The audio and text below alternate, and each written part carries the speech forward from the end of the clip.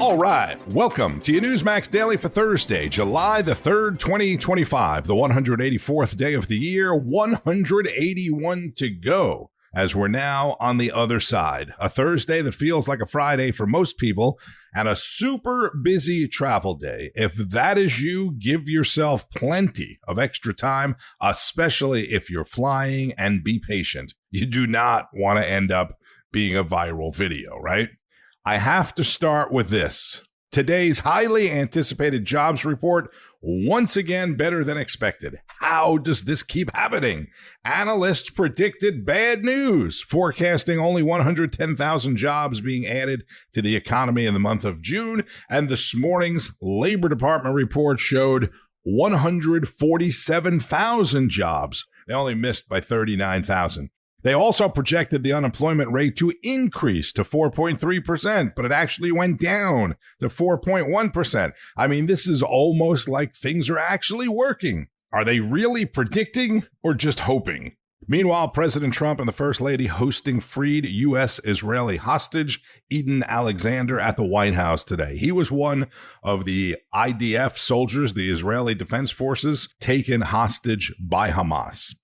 Then the president heads to Iowa to kick off America's birthday celebration and meet with farmers there after being up most of the night encouraging Republicans in the House to pass his one big, beautiful bill. House Speaker Mike Johnson. The president's very engaged. He was, very helpful in the process. He helped answer questions and articulate his vision and what this bill will mean for the country and his agenda. At 3:20 a.m., the House voted 219 to 213 to advance the bill for debate before a final vote, which is happening now, or may have happened already and the bill is passed, depending upon what time of the day you're listening or what day you're listening. After the 3:20 a.m. vote to move the bill into debate, Hakeem Jeffries, the top Democrat in the House, then spoke for more than 2 hours on the House floor to stall the vote. This runs directly contrary to what President Trump indicated in January, which was that he was going to love and cherish Medicaid. Nothing about this bill loves and cherishes Medicaid. It guts Medicaid. Let's go to Wake Up America with Maryland Representative Andy Harris, chairman of the House Freedom Caucus, and Allison Maloney. Sir, the left, keeps talking about this bill, and, they're bashing everything that's in it. But they're also saying, that this is going to, harm people. People are going to lose their health care. They're going to die. I know, talking to you and other Republicans, Medicaid seems to be a big thing. This is what all the left media is talking about. Can you just clarify and confirm? Because some people are questioning, will people get their Medicaid, will it go away? Well, look, if you're on traditional Medicaid, you're disabled, you're elderly, you're pregnant, you're a child, you're not going to get anything taken away. Look, if you're able-bodied without dependents and you choose not to work, well, you shouldn't be on a public welfare program. That's the bottom line. If you're one of the 1.4 million illegal immigrants who are here, who are on Medicaid, you shouldn't be getting it. The bottom line is these are all counted in the CBO estimates. Again, you're an able-bodied person, you choose not to work, you should be off the public dole. Yes, you will lose your Medicaid coverage. Get a job and get coverage through a job if necessary, or sign up for Obamacare. You still have Obamacare as a backdrop for a lot of these individuals. So again, these numbers are highly inflated. No one who the core Medicaid program was designed for, that is the disabled, the elderly, pregnant women, children, none of them are going to lose their coverage under any of these plans. Congressman Andy Harris, chair of the House Freedom Caucus, on Wake Up America. Illegal aliens should not be getting Medicaid. And if you're a young, able-bodied person, get a job like the rest of us. And if you don't know, a big part of the fraud, waste, and abuse of Medicaid also comes from middle-class and upper-middle-class Americans who create corporations and trusts to circumvent the system as well.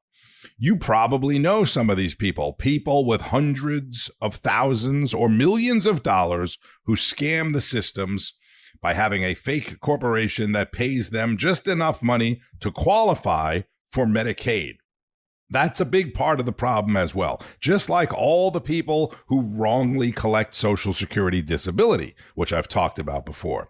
This is Representative Ryan Zinke of Montana, who was very optimistic on getting the bill passed on Wednesday's National Report.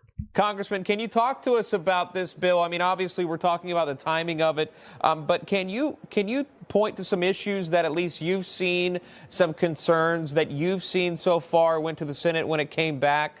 What is standing out to you that maybe you don't like? Well, on the conservative hawk side as far as fiscal, the argument against the bill would be, well, it increases the debt. This bill relies on growth. But I think overall, there's no poison pills in the bill. There's some smaller disagreements now that kind of working through. But I think it will pass and it should pass. At the end of the day, look, America can't get saddled with the largest tax increase in the history of this country. There's child credits for child care. It increases homeland security to make sure the border wall, or again, that's an expensive proposition, making sure that our southern border secure and our northern border.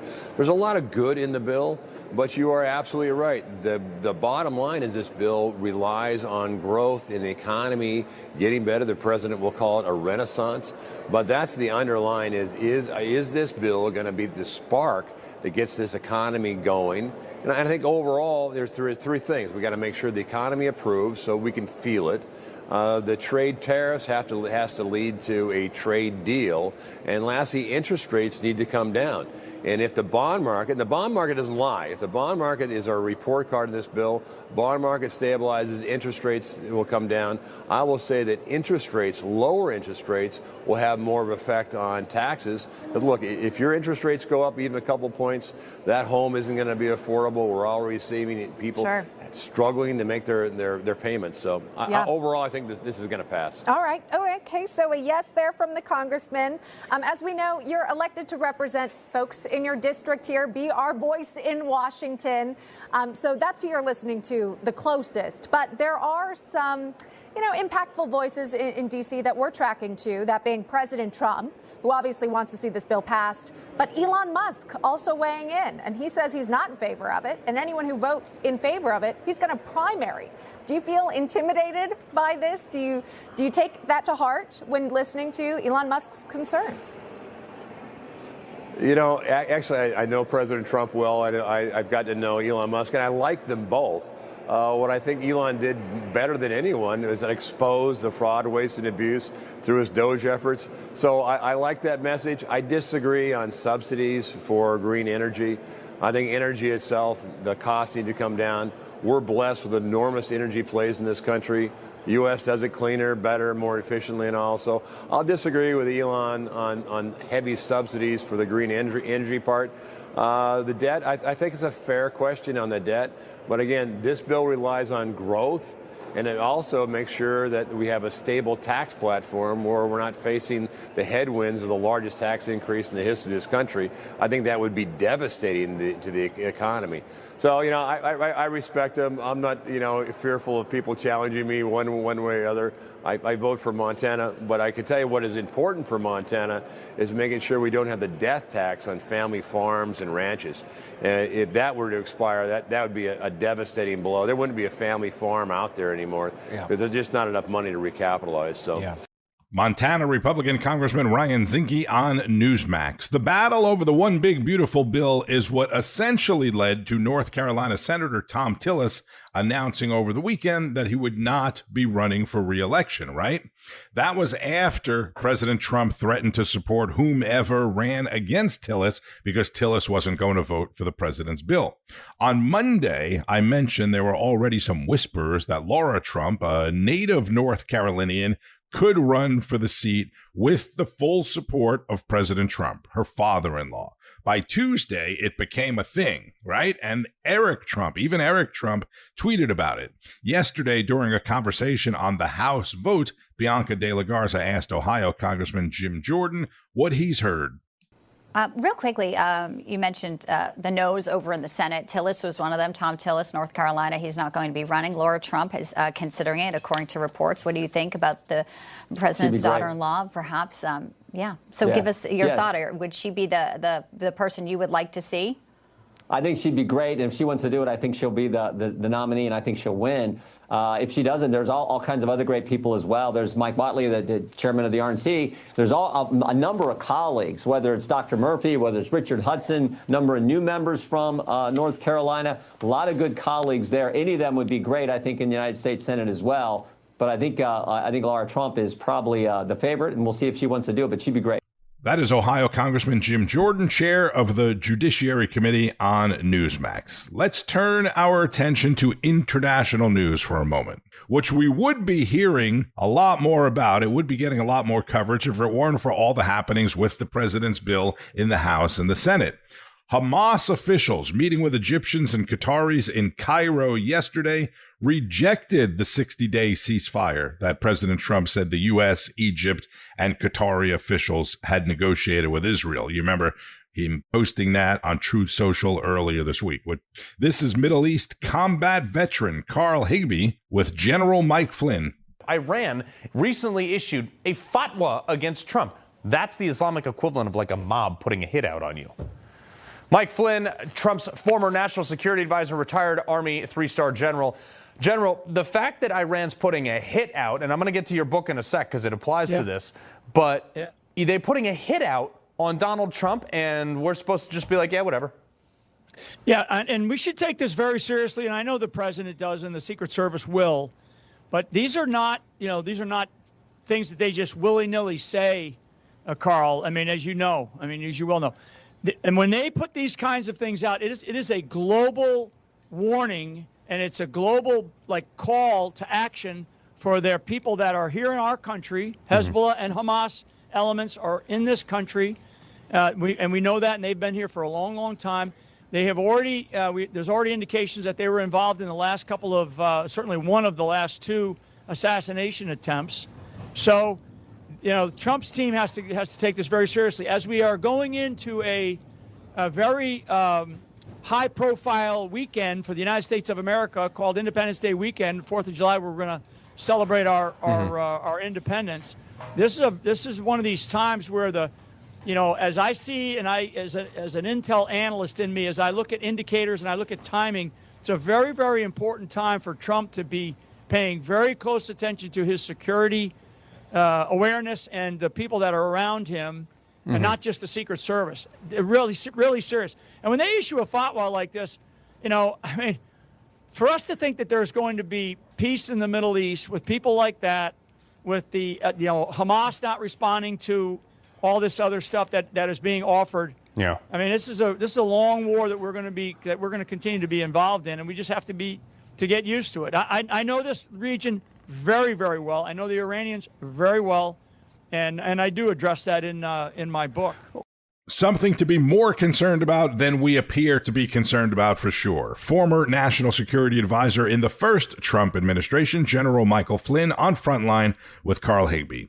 Flynn also served in a different capacity in the Obama administration until he was forced to resign and then faced charges after pleading guilty to lying to the FBI, and was then pardoned by President Trump. Some of what he talks about in the new book, Pardon of Innocence. Great title. And I imagine it is a fascinating book. And yes, I'd love an autographed copy, sir.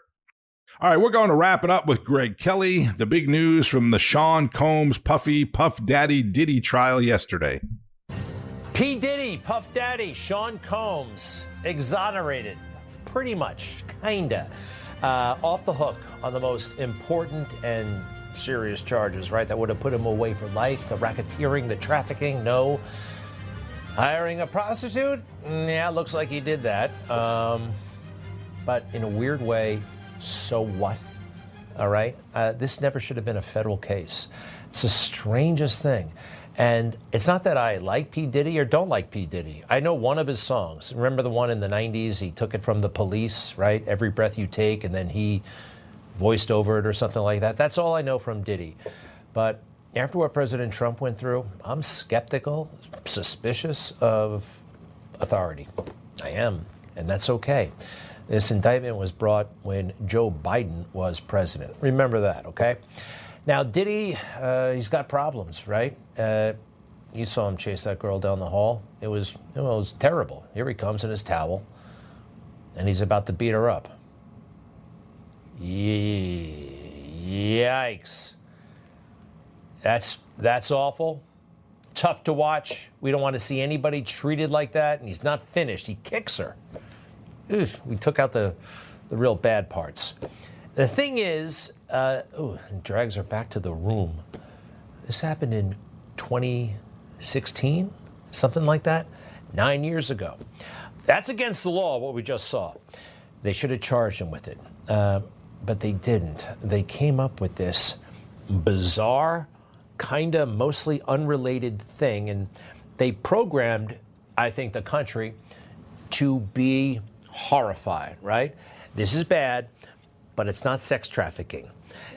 The cue was there, right? You got to be horrified by all this stuff. Tonight, Sean Diddy Combs behind bars facing federal charges of sex trafficking and racketeering. We begin tonight with Sean Diddy Combs arrested here in New York City, pleading not guilty late today to a sweeping federal indictment here in New York, facing multiple federal charges. Sean Diddy Combs is under arrest, now facing federal charges following a sealed indictment by the U.S. Attorney in New York. It's so intense, right? He's got to be guilty of something. I mean, the music and the animation and Lester Holt. And so, P. Diddy. They put him out there, right? Now, what else about P. Diddy? The words started to come out, right? From the prosecutors and the rest, the freak off and the baby oil and the sex toys and the male prostitutes and the video cameras and the nonstop sex, right? So they got people interested, right? And everybody is supposed to say that stuff is awful. And, yeah, prostitution's not, I mean, just, you know how you're supposed to react. What they had a problem proving during this trial is that anybody was forced to do any of these things. So I've been saying this for a while. Not, you know, again, I don't care. P. Diddy, whatever, comes and goes. He's in the news. But the indictment just struck me as weird. And it was a pain in the neck, but I said it out loud a couple of times. People are looking at me like I'm insane, but I actually sat down and read the indictment of P. Diddy. And, you know, he's not a nice guy, it looks like, but they're making a federal case out of not that much. I understand the guy threw orgies. I understand he used a lot of drugs. I understand all that stuff. But the very first thing they allege is that he beat up his girlfriend in 2008. I mean, all right, they should have charged him with assault back then. They should have charged him with assault back then. Who covered up that tape? What about the hotel? They sent in Homeland Security for a guy, P. Diddy, that the country has been familiar with for a long time. I'm sorry, but this is over the top. It's something else that made me and some other people suspicious. Homeland Security, they weren't going after Osama bin Laden. This is P. Diddy, for crying out loud. And I'm suspicious of the government, and you should be too, after what they did to President Trump, right? If you listen to all the news, right, they said the same thing. Oh, it looks terrible. He must be guilty. He must be guilty. If you actually, just like with Diddy, went through the thing, you would be perplexed. Greg Kelly is the host of Greg Kelly Reports. That's at 9 p.m. Eastern on Newsmax. President Trump, as I mentioned, has a busy day at the White House, and then he's in Des Moines, Iowa, then back to the White House for a July 4th celebration, and then late tonight, the President and First Lady flying to the Trump Golf Resort in New Jersey for the holiday weekend, where he'll also be celebrating his amazing and super productive week. I talk about this all the time, as do others, but the news cycle moves so quickly, sometimes we barely have time to digest what's actually happening or happened. But if you go back this week, day by day, let's say till last Friday, what happened over the weekend and this week until today has been nothing short of incredible. In Florida, DHS is moving detainees from other locations into the Alligator Alcatraz facility. There will continue to be a lot of coverage of that in the news as well. And if you work for the state, in whatever state you live in, and you've been thinking about moving to Florida, Governor DeSantis gave all state workers today off, in addition to being off on the 4th of July holiday tomorrow, of course. And if memory serves me correctly, last year he also gave state workers the Wednesday before Thanksgiving off. So they were off Wednesday, Thursday, and Friday for the Thanksgiving holiday. Good if you can get it. In Chicago, another big shooting. Police say 18 people in all were shot. 4 people are dead after a shootout near a restaurant shortly before midnight last night. It's being reported that there was a party for a rapper, some kind of rap party happening inside the restaurant. And this is hard to believe. Del Monte Foods, which is 138 years old, has filed bankruptcy, says it plans to sell all of its assets. Del Monte also owns the Contadina brand, College Inn, and Kitchen Basics broth brands. How can this be? There isn't a person in America who doesn't have at least one of those in their pantry right now. 138-year-old company. I mentioned the jobs report, much better than expected. Stocks are in the green, but the market's closing early today ahead of the holiday, and they are closed tomorrow for the Independence Day holiday. Be sure to keep up with all of the news and breaking developments throughout the day today on Newsmax, N2, and at Newsmax.com. Also, make sure you have the Newsmax app on your phone so you can stay up to date anywhere, anytime. The news starts each and every morning with Wake Up America, including the Wake Up America Weekend Edition. Don't forget about that.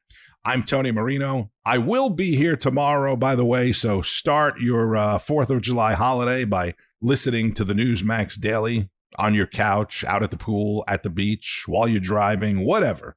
Enjoy the rest of the day, safe travels, and keep on fighting the good fight. News breaks every minute, every day. You need the app, the Newsmax app. Find it free on your smartphone store. Then watch us anytime, anywhere. Information. Truth. Is freedom. Is Newsmax. It's real news for real people.